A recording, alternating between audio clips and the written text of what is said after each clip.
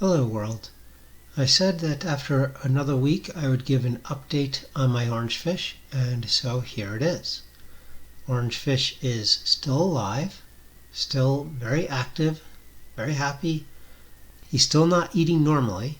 It's been 3.5 weeks since he stopped eating normally, so very obviously the powdering of food must be working. He must be successfully skimming enough food off the surface to stay alive at least. The popped eye still remains slightly clouded, slightly popped.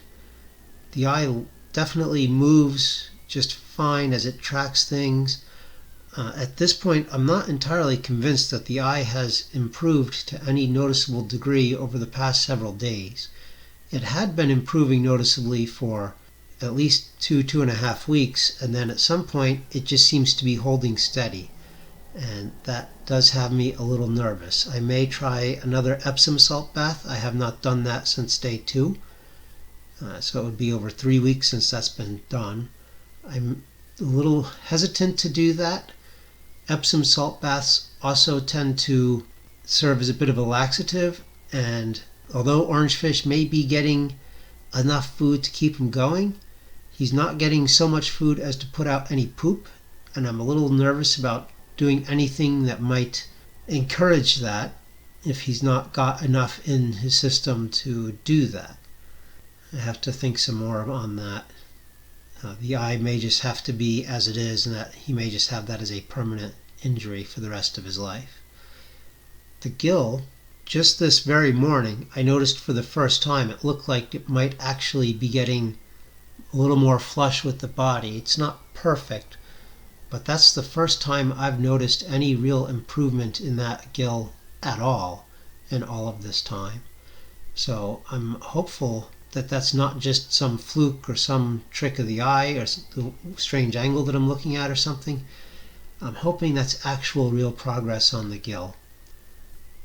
But other than that, that little fish, he just seems as happy and active as can be. Everything seems to be going great. The grinding of food into a powder for him to skim through is absolutely working. There's no way he could go 3.5 weeks without eating and survive. That would be absolutely impossible, no matter how overfed he may have started out.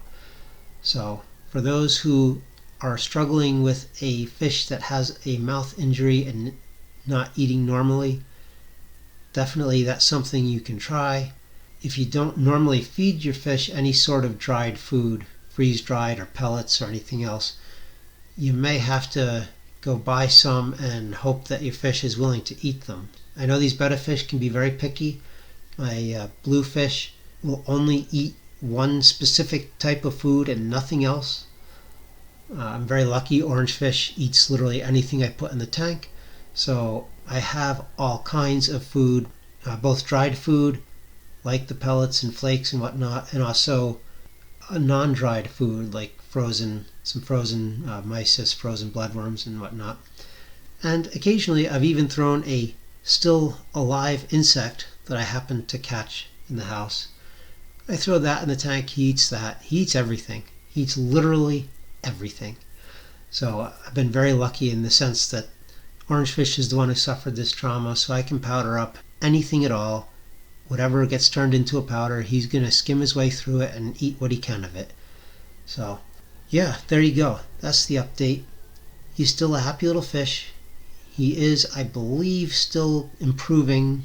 The eye, not so obvious, but the gill, I think, has started to improve. I'm very hopeful as the gill gets better, that might encourage him to try eating normally again. I still don't know if the lack of eating normally is due to damage to the mouth or if it's something tied to the gill. I have no way of ascertaining that whatsoever. Just have to wait and see how it goes, and hopefully at some point in the next week or so he'll start to eat normally and I don't have to do this powdering thing. I don't mind doing the powdering thing in terms of it doesn't take that long to do. It's not that big of a bother. It is, however, extremely wasteful. Of the powder that I put on the top of the tank, I don't think he's eating even as much as 10%, probably much less than that. Whatever he's eating is clearly enough, but most of it ends up going to waste. I have to put out so much so that he has enough to skim through to get what he needs, but unfortunately most of it ends up just being wasted. I just have to scoop the uneaten part out of the tank after the half hour and just throw it away. Very unfortunate, but I say it's wasteful. As it happens, a lot of these foods, I have containers of a size that is far more than orange fish would ever eat normally in his lifetime. So in that sense, it's not really a waste insofar as I would never be able to use all of that food anyways. So this is giving me a chance to use it in a way that, well, he's not necessarily eating most of it. It's at least giving him his chance to survive, even if most of it is wasted in that way, as opposed to wasted by just throwing the whole bottle into the garbage once he's gone. So at least it's having a chance to be used here. But there you go.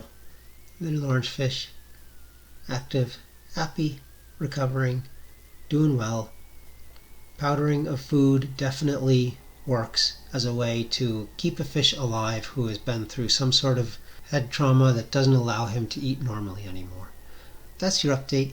It's happy news, good news all around, and I don't think I'll do another update. For those who want to keep up with this, I may add some comments to this video in the future. Just as far as when he starts eating normally, I'll post the update here as a pinned comment, and then everybody who cares will know that the saga is over and the fish is fine. Okay, everybody. Talk to you later.